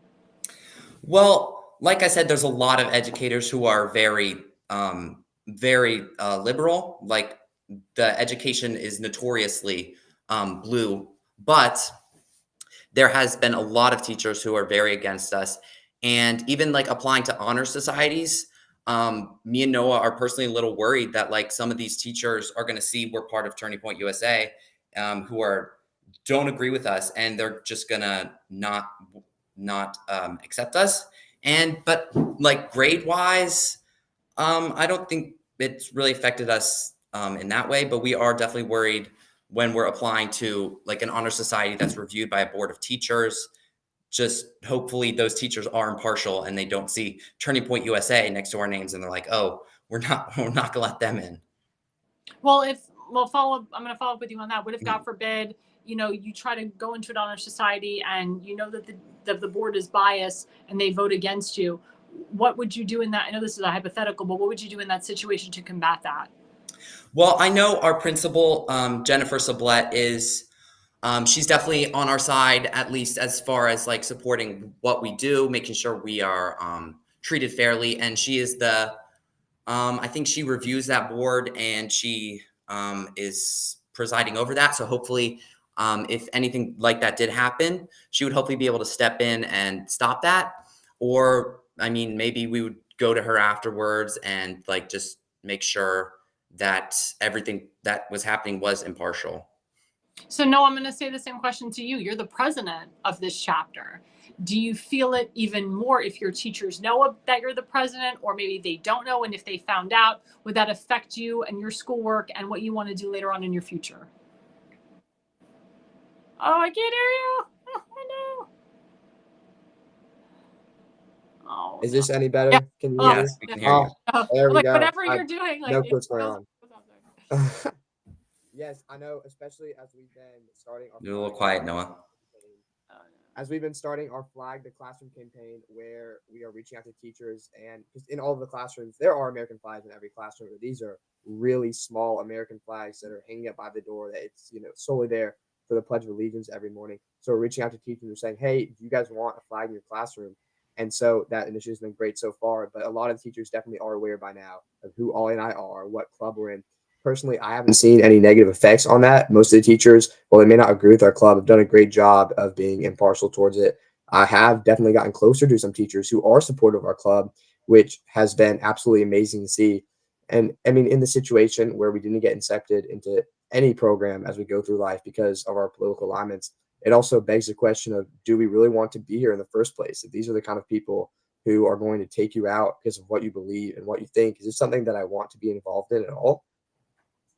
Yes. Also, I forgot an important point. One of our initial leaders, he was going to start the club with me and Noah, but then his parents were worried about pushback from teachers as far as letters of recommendation he could get going to college, or what you were saying about them being partial, like about giving him lower scores. And his parents were worried about that, and they actually made him have to not be a leader anymore at our club because they were worried we would face pushback. Right. Yeah. I mean, I know when you're a president of anything, you are taking a risk. But again, it's your freedom of speech, and the teacher should honor it, and the dean should honor it, and the principal should honor it. And again, like you said, you're all inclusive. You're not just limiting your club to a certain type of person. You want to include, people from different parties, different races, religions, and creeds. I would hope to God that the principal, the superintendent would appreciate that and acknowledge that. And I think the fact that you even want teachers to join, your chapter as well, to be a part of it, I think that's great and admirable as well. And in my opinion, it's a feather in their cap if you guys go far, especially if you're their student, or if you are, or the principal, in my opinion, should say, that was my student. I would think that logic would tell you that it should be a feather in their cap if you go far, because they can always say, Noah started here at my high school. Ollie started here at my high school. And this is where he is. He's the next president of the United States. He's the next senator, congressman, or whatever you guys want to be in life, the next doctor, entrepreneur, maybe the first guy at Mars, whatever you guys want to do. I think, in my opinion, they should not push back on you guys, and they should be in favor of what you guys do. And let me ask you, Noah, before you start your meetings, do you usually start with a prayer and the Pledge of Allegiance? Kind of walk us through the beginning of your meetings. Yes. Can you hear me? Is it working still? Yes. We'll let you know. Amazing. There we go. Yes, ma'am. So we do have a tradition as leaders where we gather and we pray before our meetings, which has been, it's definitely been helpful. I'm a very strong Christian, always a strong Christian, and it's definitely a key part in our day-to-day lives. And so implementing that into Turning Point USA, into our leaders, where we gather, we pray over the meeting, we pray over the students that are going to have open minds, that we can reach them. It's been so beneficial to our club, where we gather, before we gather. And so potentially as we continue on, even implementing that into club meetings, we pray as a club together, could be so powerful. But we're definitely implementing, while not openly discussing and debating in our meetings. Faith is a giant part of why we started this chapter. and how we find the motivation and the strength through Jesus to continue it despite all the strength and despite all the pushback that we've received. That's so sweet. We just have a couple minutes left, guys. Please tell us how we can follow you and just give us some last minute thoughts. We'll start with Oliver first, and then we'll end with the president. Go ahead, Ollie. You can follow us at Turning Point USA _WAHS. That's WAHS on Instagram. And I think our GoFundMe, if you search up the same thing, Turning Point USA at Western Albemarle High School, you will find us, our GoFundMe. We've received so much support from the community, and we're so grateful for all that we have, all the help we've received, because all that money is going to go towards our initiatives like Flag the Classroom, putting an American flag in every classroom. It's going to go towards funding club meetings and future events. So we're really grateful, and we're really appreciative of all the support we've got. And Noah, just repeat all that for my audience and your final thoughts as well. Yes, of course. Like Ollie said, we have been so blessed with the support that we've received from the community with our GoFundMe, all these generous donations pouring in, and all the kind words of encouragement we received through Instagram. I was going to say, Noah, the more that you talk closer to your computer, the more we can hear you. Yes, ma'am. Is this any better? Yeah. Much better. Perfect. Yes. If you go on Instagram and you follow us, you look up TPUSA _WAHS, and WAHS is WAHS. You can follow us, shoot us a message, and we post about our meetings, activities, events we're hosting. So you can keep us up with us there. And if you go onto GoFundMe and you go to search and you look up Turning Point USA Western Albemarle, we will be the first and only thing that pops up. And so you are more than welcome, if the Lord leads you to give there. It's so greatly appreciated. And the support we've received has been amazing. It's been unheard of. And does the GoFundMe go to support your chapter and to help out with events and speakers and so forth? Yes, it's for specifically our chapter at Western Albemarle High School. And so the funds will be used for outreach initiatives, for events, for funding meetings. All of the funds are going to be used solely for our chapter. So just to repeat, so your Instagram is at Turning Point USA _YAHS. Is that correct? At TPUSA, the letters TPUSA _WAHS, which is WAHS. Oh, W. I don't know why Yes, I said that. Oh, and then the GoFundMe is, if you search Turning Point USA Western Albemarle. Is that Yes, correct? ma'am. It will pop up. Yes, ma'am. Awesome. Well, thank you guys so much. We'll definitely have to have you back. This has been a great half hour with you guys. I love young men that are doing something for this country. You guys, whatever you do in life, I know that you will be in the history books because you are doing God's work. It is amazing what you're doing. I hope you guys become, whether you want to become elected officials or maybe Elon Musk one day. I mean, it would be amazing. I just see just bright futures for you guys. This is the future of America right here, guys. And thank you guys so much for being on my show. It has been an honor. Yes, thank you so much for having us, Ms. Levine. It's been amazing. Thank you. You're so sweet. And we will be right back after the break. The mainstream media is bought and paid for. The truth is twisted to fit their agenda. But America is waking up because podcasts are the future for trusted media. Welcome to the America's Pulse Network. It is a network built by patriots that upholds the Constitution. The America's Pulse Network stands for God, truth, and the America First movement. There is no corporate propaganda, no government spin, just real news, real talk, and real voices fighting for faith, freedom, and the future of this great nation with common sense. Here are some of America's Pulse Network podcasts. Alexandra Levine Live, hosted by Alexandra Levine. Jersey Shore Podcast, hosted by Damon Galdo. The Conservative Corner, hosted by Seth Eisenberg. APN's The Pulse, hosted by Alexandra, Damon, Elena, and Seth. So tune into America's Pulse Network on the following social media platforms: X/Twitter, Rumble, Truth Social, Facebook, and YouTube. Join the revolution. Because the pulse of America beats for God and country. America's Pulse Network is for faith, family, freedom, and truth.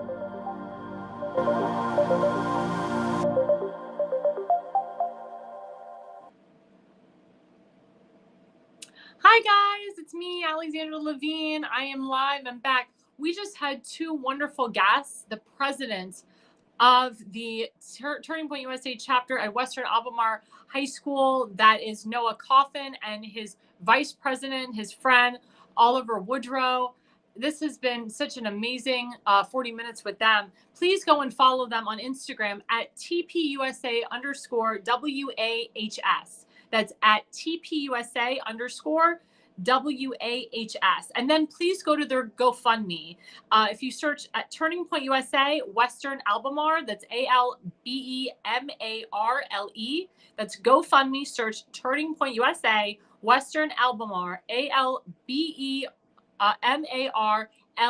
They're the only ones in town. You can make a donation to their GoFundMe to help so their chapter grows, to help so they have more meetings. What I love about them is they're all inclusive. They don't just reduce themselves to one type of person. They reach across the aisle to different parties, races, religions, and creeds. And it's so important. These are young people doing this. These are high school kids doing this. And I see big, bright futures for them. And I can't wait to have them back on the show to see what events are happening at their high school. Again, these are high school kids, and they have a Turning Point USA chapter. As you know, Charlie Kirk started it in colleges and universities. Now he's kind of branched out to high schools. But again, these high schools are making it all inclusive. They do not endorse or support candidates. They do not allow candidates to come speak, but they have elected officials come speak. Like they would have President Trump come and speak and so forth. But it's so good to hear young voices and young people doing this. And I wish that they had a Turning Point USA when I was in high school. I wish they had groups like this when I was in high school. So if you are part of the Western Albemarle High School in Virginia, please get involved with the Turning Point USA movement. Please get involved with Noah Coffin, and please get involved and get to know Ollie Woodrow. So we're switching our segment up a little bit. So we're going into segment 3 now, and we're focusing now on health. As you know, a lot of these pardons that happened were fake pardons. We found they were faked through something called an auto pen. Then we found out that Joe Biden didn't even really sign these pardons. We found out that the people that got these pardons signed their own pardons for themselves. Well, why would somebody have to sign a pardon for themselves? Oh, does that mean they committed a crime, or they're afraid that President Trump will find that they did commit crimes against humanity, and therefore, because they're pardoned, nobody can touch them? Well, President Trump put the kibosh on that, and he said all of these pardons, all these fake pardons, are null and void. Now these people like Adam Schiff and Dr. Fauci are subject to prosecution. Yay, thank God. I can tell you a story about my grandfather. My grandfather was a World War II veteran. He was born in the New York area and then immigrated to the Washington, D.C. area after he served in the Philippines in World War II. He was in the Air Corps. And at the time, the Air Corps was becoming the Air Force. He was in Manila in the Philippines for 5 years. He worked on the B-52s. They called him the cleanup guy. He would be there at the very end to kill the rest of the enemy that wasn't dead yet. But he loved the Filipino people very much. He talked very beautifully about the Filipino people and about his time in Manila. But I was very close to my grandfather, and I loved him very, very, very much. And when my grandmother passed away, he stayed up in Maryland for 7 years by himself. He had other family there, but his mind, unfortunately, was starting to decline. He was starting to get early signs of dementia at the age of 90. And my parents felt, my mother and my father both felt, that it was time to move my grandfather permanently to Sarasota, Florida, which is where I'm born and raised and where my family lives. And I'm still a permanent resident of Florida, and a permanent resident of Sarasota County, Florida. So we moved my grandfather down to Florida, and he was doing well for the first few months, and then my parents decided to put him in an independent living facility. It was called Coburnick House at the time. Now it's called Aviva. And my grandfather was staying in Aviva. Aviva is a private facility. They have an independent care facility.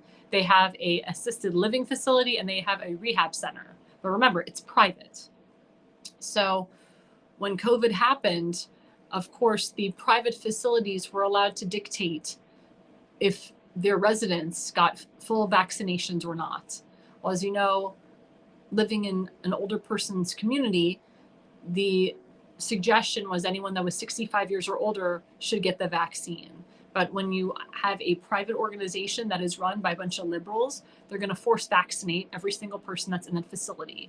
And unfortunately, my grandfather was forced to take the vaccine, not just one jab of the vaccine, but 2 jabs of the vaccine. The facility threatened my grandfather and said that if he didn't take 2 jabs of the vaccines, that he wouldn't be allowed to come down to dinner and associate with some of his colleagues, with some of his friends, I should say. And my grandfather also had AIDS too. The AIDS also had to be fully vaccinated in order for them to see my grandfather. My mother had to get vaccinated in order to see my grandfather. If we weren't vaccinated, we'd had to take a PCR test. We weren't allowed to visit my grandfather. So my father is not vaccinated. He wasn't allowed to go visit my grandfather. I'm not fully vaccinated, neither is my sister. So we weren't allowed to go visit my grandfather when he was at the independent living facility. My mother only got 1 jab of the Johnson & Johnson, and I can tell you she had a bad allergic reaction to it. She had a red rash on her back for almost 6 to 9 months, and my mother had to get laser surgery to remove the red rash. And I can tell you my mother deeply regrets getting the vaccine. But anyway, my grandfather got the first shot of Pfizer, and then, of course, 2 weeks later, he got the second shot of Pfizer. And then 7 months later, my grandfather obtains COVID. Now, my grandfather was in a rehab center because he had slipped in his shower area, and he actually broke half of his hip. He had to get a partial hip replacement. So he was at the rehab center recovering from his hip replacement. And my grandfather was 98 years old when he got this operation. And my mother was nervous about my grandfather getting an operation, 98. And the doctor said, if I didn't think your grandfather was strong and capable, I wouldn't have him do it. And my grandfather was strong and capable. But because my grandfather was forced to get 2 shots of the Pfizer vaccine, my grandfather obtained COVID. And he was the only one in the rehab center that had COVID. And of course, they closed off the whole floor just because of my grandfather obtaining COVID. So my mother and I, my family, weren't allowed to see my grandfather, visit him when he had COVID. So God forbid he died in the COVID ward, because that's where they put him. I mean, the last time I would have been able to see my grandfather was through FaceTime. And that wasn't even working. They wouldn't even feed my grandfather. They gave him Ensure. My grandfather lost 25 pounds, which was insane. My grandfather wasn't even given the proper medications to help his COVID. My grandfather also obtained pneumonia because, as you remember, COVID was a respiratory virus that turned into an infection and was giving everybody breathing problems and so forth. So my grandfather got pneumonia. You would think, he's 98 years old, that the doctors would give my grandfather antibiotics. No, they gave him Robitussin and Mucinex. So the pneumonia was just getting worse. And mind you, my grandfather had never had pneumonia in his life. And it was day 1 of my grandfather still having COVID, day 2, day 3. Well, I happened to be visiting Florida at the time, and I saw that Governor DeSantis was opening up monoclonal antibody treatments called Regeneron all over the state. He started in Jacksonville, went all over the state. And I said to my mother, I said, this is what we need for Grandpa. We need to get him the monoclonal antibody treatment to make him COVID free, because this is saving people's lives. But unfortunately, there was a timeline. You could only get the monoclonal antibody treatment between the first day of obtaining COVID to the 10th day of obtaining COVID. If you didn't get it after the 10th day, you were not eligible, and you would literally just die with COVID. It was day 5, day 6 that my mother reached out to the doctor, and they said, well, there has to be a protocol. You have to go through infectious diseases, and once infectious diseases approves you, then you can get the treatment. Well, it was day 5 already, day 6, day 7. We were waiting for infectious diseases to approve my grandfather. We were waiting for my grandfather to be able to get the Regeneron. Nothing happened. I said, Mom, this is ridiculous. They want to kill Grandpa. They're not helping him. We know he's a perfect candidate for this. I said, I'm going to do what I think is right. And I'm going to go above their heads. I'm going to write and email the governor. I'm going to call the governor. I'm going to call his office, because I already had a relationship with Governor DeSantis because I worked on his gubernatorial campaign. So I said, I have the relationship with him. I visited him when he was a congressman in DC. I actually met him at Mar-a-Lago. I met him at the DoubleTree Hotel and drove him with another friend of mine to Mar-a-Lago, because he and I happened to be going to the same event that night. And then I made an appointment at his office to see him right after I met him at Mar-a-Lago. So I already had the relationship with my governor. And this was when he was a congressman, just announcing that he was going to be governor when I met him at Mar-a-Lago. So I had, like I said, I had the relationship with my governor already. I called his office, I emailed him, and the Department of Health literally called my mother the next day and said, Debbie, what can we do for you? What can we do for Grandpa? And my mother told them the entire story. They said, Debbie, we're going to bring a SWAT team, or sorry, not SWAT team. Hello, a strike team. They call them strike teams. We're going to bring them a strike team to the rehab center to administer the monoclonal antibody treatment to your father. We're doing that tomorrow morning at 11 a.m. Tell the facility we're coming over. It's the governor. What are they going to do? Stop us? We're coming over. And it's exactly what happened. Less than 24 hours after we had talked to the Department of Health under Dr. Kenneth Shepke, the strike team, the DeSantis strike team, 3 people came to my grandfather's facility. Not only did they administer Regeneron to my grandfather that day, but they saved 5 other lives that day. And after my grandfather received the monoclonal antibody treatment, he was up and running, he was strong, and he became COVID free. There was no way in my life that I was going to allow my wonderful 98-year-old and a half World War II grandfather to die of this horrific virus. And as a result, my grandfather had an extra month of life to live. But what the governor and I were trying to do is give my grandfather extra years to live. My grandfather should be alive today. But what happened was my grandfather ended up in the hospital at Sarasota Memorial Hospital, where they had a lot of doctors that were listening to Dr. Fauci. And Sarasota Memorial Hospital was known as a hub for having a lot of what they say COVID deaths and administering something called remdesivir, which, as we know, kills the kidneys and kills the lungs, instead of giving the monoclonal antibody treatment, instead of helping people with COVID. I know for a fact at Sarasota Memorial Hospital that they were not giving antibiotics to people with pneumonia.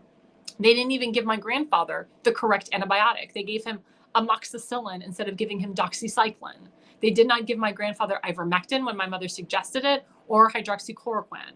We know for a fact that the doctors, without my mother's consent, because my mother had power of attorney, did not give my grandfather, did not give my grandfather ivermectin and hydroxychloroquine, but gave my grandfather, without my mother's consent, remdesivir and opioids, fentanyl as the big one, medical fentanyl and other opioids, which killed my grandfather. They did that without my mother's consent. It wasn't until my brother-in-law went down there just weeks before my grandfather died and saw what was going on in his drip and said something. And of course, the doctors, they didn't care. They poo-pooed it and they lied. Instead of giving my grandfather nutrients to keep him strong and to make sure that he didn't die, they killed my grandfather slowly with remdesivir and opioids. Now, we tried to sue the hospital and get some restitution for my grandfather, but unfortunately, the laws, the medical malpractice laws, are so weak in Florida. And these were Republican legislators in 1994 that wrote these laws, that it's very hard to obtain any type of restitution unless the spouse of the deceased is alive or the children have to be ages 24 or younger. Well, my family's not eligible for any of that. So what I did instead is I made people aware of the story of my grandfather, and I continue to tell that story every day. Now, Dr. Fauci, your pardon was revoked. You are subject to prosecution. You killed many lives. People have called you a Joseph Mengele. Dr. Mengele was notorious for killing innocent children, experimented on twins, and did many heinous things. A lot of people have said, Dr. Fauci, that you have blood on your hands. My grandfather's death will not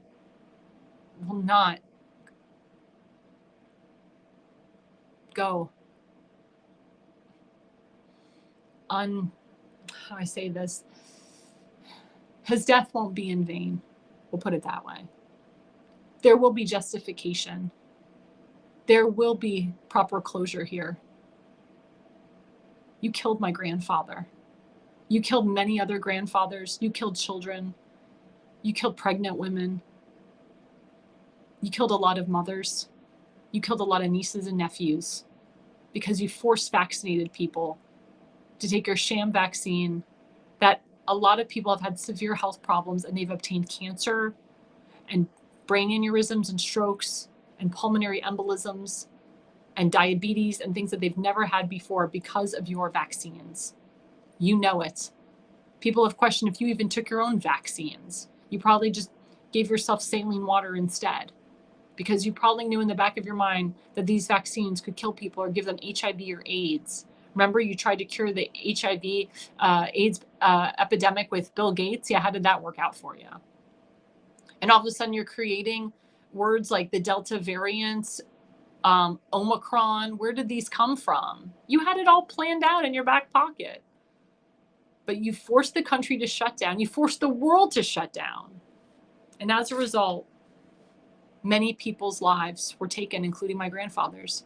My grandfather had years to live. My grandfather should not have died of your vaccines. And I know that your vaccines killed my grandfather. You should be ashamed that you killed a 98-and-a-half-year-old World War II veteran. My grandfather will never get to see me, will never get to see me walk down the aisle and get married. He'll never get to see me have children. That's all I ever wanted. That's all I ever wanted. And you took that from me. And you took that from many, many others. So thank God we have an HHS secretary, a new one, Robert F. Kennedy Jr., who announced, and we'll put up that slide, Operation Stork Speed. Damon, let's put that up. Here we go. Secretary RFK Jr. announces Operation Stork Speed, making sure safe, nutritious infant formula products are available for all Americans. So for women out there that can't breastfeed, or they may breastfeed in the morning, but they'll give their child formula at night so they can go to sleep, there's a lot of chemicals in formula. There's a lot of preservatives in formula. And thank God that RFK Jr. is taking upon himself to get rid of the preservatives and get rid of a lot of chemicals and dyes that are in baby formula. Because there is a lot, and that can affect the brain function of the child. That can cause a lot of diseases, or it can cause a lot of digestive issues down the road. You know, I know a lot of women that didn't breastfeed their children and just gave them formula. And a lot of children today have, or those kids, I should say, have a lot of digestive issues. So I'm very impressed that RFK Jr. is looking to baby formula and reformulating it so that these babies will grow and they'll be strong and they won't have health problems down the road. And then we have this, a Brazilian study confirms, and we'll put that up. Brazilian study confirms what we knew all along. Mass mandates not only failed to stop COVID, but may have actually contributed to excess mortality. The so-called experts pushed a cult-like obsession with masks, silencing anyone who dared to question them. Now academia is quietly admitting the truth. Far too late, but better late than never. It's time for those who were demonized, censored, and fired for speaking the truth to be fully vindicated. And I agree with that. There's many famous doctors like the America First doctors and many others, the late doctors of Zelenko, who I listened to, is an Orthodox doctor. He's the reason why I'm alive today, because I did his protocol. The doctors that are part of flccc.net, I encourage anybody who gets COVID to use that website, flccc.net, because it gives you the whole COVID-19 protocol and what vitamins to take and so forth. All those doctors, their licenses were threatened because they told the truth about the vaccines. I can tell you, the masks don't work. I got the Delta variant. I got a very bad case of COVID in January of 2022. I was flying to Dallas, Texas. Hello. And then I had to go to Lubbock, Texas, and Midland, Odessa. I was visiting friends in Texas that I know. And I was wearing that N95 mask, which they said was the best mask in the world. And I got the worst case of COVID. I mean, it hit me like a ton of bricks. I had it for a month. I couldn't leave Texas. I had the cough from hell. It wouldn't go away. And I'm a professional opera singer. My voice is my life. This is what makes me money. I was throwing up. I was, things were coming out here. Things were coming out the other side. And my blood pressure was so low. My blood pressure was 87/59. That's death. If I hadn't gotten the monoclonal antibody treatment, I probably wouldn't be alive today. And because of Joe Biden, he was eliminating the monoclonal antibody treatment across the country. Monoclonal antibody treatments were closing down in Florida because of Joe Biden. Monoclonal antibody treatments were closing down in Texas because of Joe Biden. I called the governor's office. I called Governor Abbott. I said, everyone in my family has gotten this treatment except for me. I saved my grandfather from COVID with this treatment. Please, please help me get this. I had to hire a private nurse to come to my hotel room. She couldn't come to the house that I was staying at because it was all infected. I had to spend the night at a hotel, use my own money, and I had to use my own money to pay this private nurse to administer this treatment to my body. But that's what Joe Biden did to us. That's what Dr. Fauci did to us. Yeah, Dr. Fauci, I wore your damn mask. And you know what? I got really sick and I almost died. thank God that I'm young enough that I didn't have to go to the hospital. And my father said, if you get this damn virus, do not go to the hospital because you will die. They put you on a damn ventilator, you're done. But I'm glad that I went through it because I have huge antibodies now. My body is strong. I take vitamins galore. I've never taken so many vitamins in my life. I did end up getting COVID again. 6 months later, I got Omicron, which was the minor version. I only had it for 3 days, thank God. But again, I wore the damn mask. Wore the damn mask in the hospital, wore the damn mask in urgent care, wore the damn mask in my bedroom, wore the damn mask on an airplane. We all still got sick. And you know what? Dr. Fauci finally admitted that if you get 3, 4, 5, 6, 7, 8, 9 jabs of the vaccine, you're still going to get COVID. I thought it was a vaccine. I thought it prevents you from getting COVID again. And I believe that there is vaccine shedding. I do believe that because I have a lot of friends that are vaccinated, a lot of family members that are vaccinated. And sometimes I get very sick. I've gotten more sick now than I ever have. I used to get sick like once a year, once every 2 years. Now I'm getting sick every 4 to 6 months. It's crazy. I went on a cruise to Italy with my friends and I get walking pneumonia, first time ever. And then 4 months later, I have a sinus infection. And then 4 months later, I have a sore throat. And then 4 months later, my parents complain. They're like, you're always in the doctor's office. You're always in the doctor's office.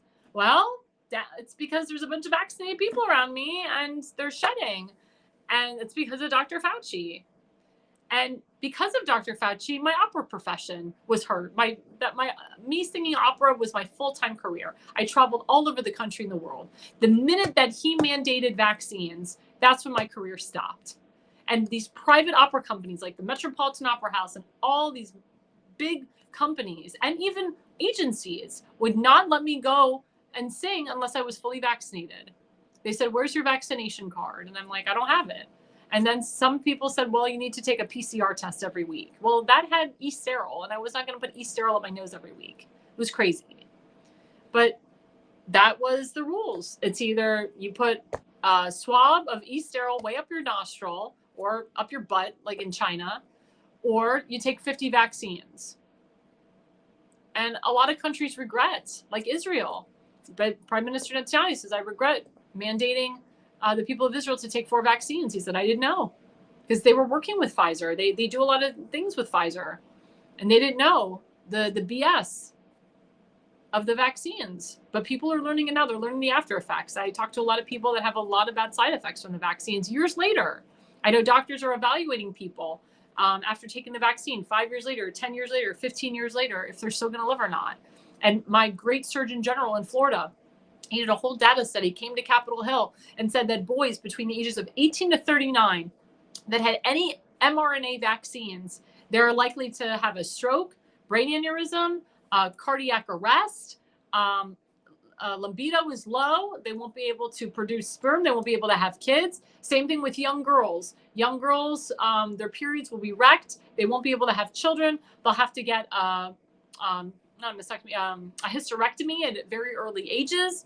And there's issue again with pregnant women that have had the vaccines. I mean, there's a lot of side effects that doctors warn people, and because Dr. Fauci's people censored you, or because your job was threatened, no jab, no job. A lot of people just complied and they took the vaccines. And I feel bad for those people.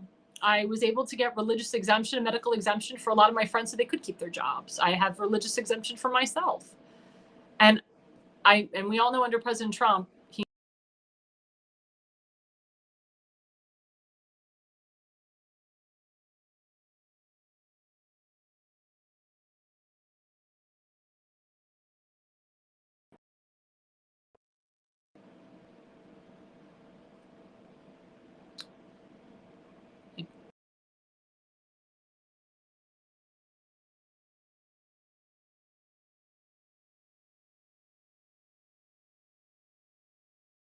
Hello, folks. Hello, folks. Can you hear me? We got cut off for 5 seconds. It could be from the storms going on in New Jersey. Sorry about that. But but just to, for the last 10 minutes. So again, has to do with we were talking about the vaccines. We're talking about the vaccines and how I did get medical and religious exemption for a lot of my friends, and they were able to keep their jobs. They were very thankful. I have religious exemption myself, but we know under President Trump, he never mandated anybody to take a vaccine. He never said you must take the vaccine. Heck no. And working with RFK Jr., RFK Jr. has stated that a lot of these vaccines, they cause severe autism in a lot of young children. And my sister has 3 children, and she saw the difference between her oldest daughter taking a bunch of vaccines, her middle child taking a couple of vaccines, and her youngest child, I don't even think it maybe has 1 vaccine.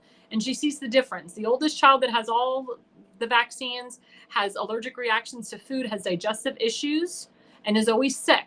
The middle child, he's a little slow in school because of taking some of the vaccines. He took a vaccine at like 18 months, which affected his learning ability. And then the youngest child, her youngest daughter, I think my sister gave her 1 vaccine and she's perfectly healthy. She's hardly ever sick. She's the most advanced out of the 3. She learned how to speak and read at 2 years old and try her own shoes at 2 years old. So my sister did the experiment with her kids.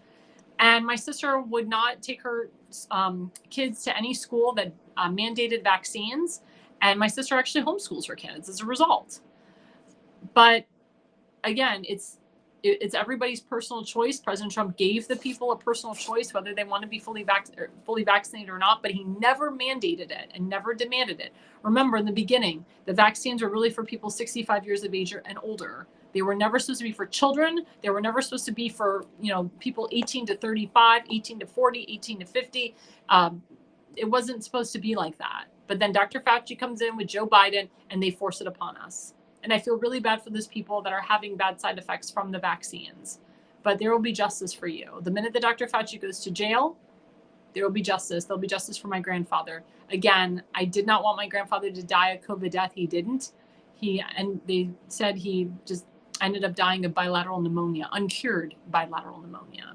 But I did everything I could to make sure that my grandfather was not a COVID death.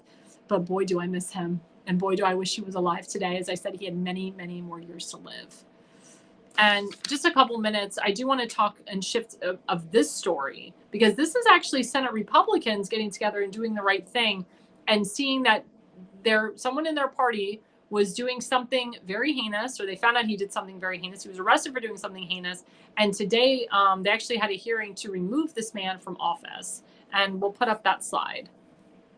There we go. Senate Republicans call for immediate resignation of senator arrested for soliciting a minor. So I'll tell you a little bit about the story. So, and again, today they're introducing a motion to expel him.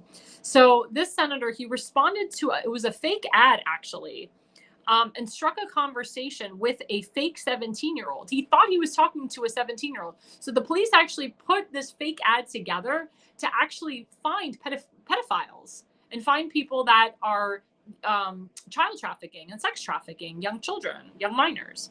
So this 40-year-old senator, Senate Republican in Minnesota, who is 40 years old, and he's married with 3 children, by the way. He responds to this ad and he strikes up a conversation with, he thinks this is a 17-year-old, and he's asking the 17-year-old like very explicit things like, how much are your rates and availability for sex? How much is it to have sex with you without a condom? How much is it for, us to go to a hotel, us to have sex in the park, us to have sex in the car? And where can we meet?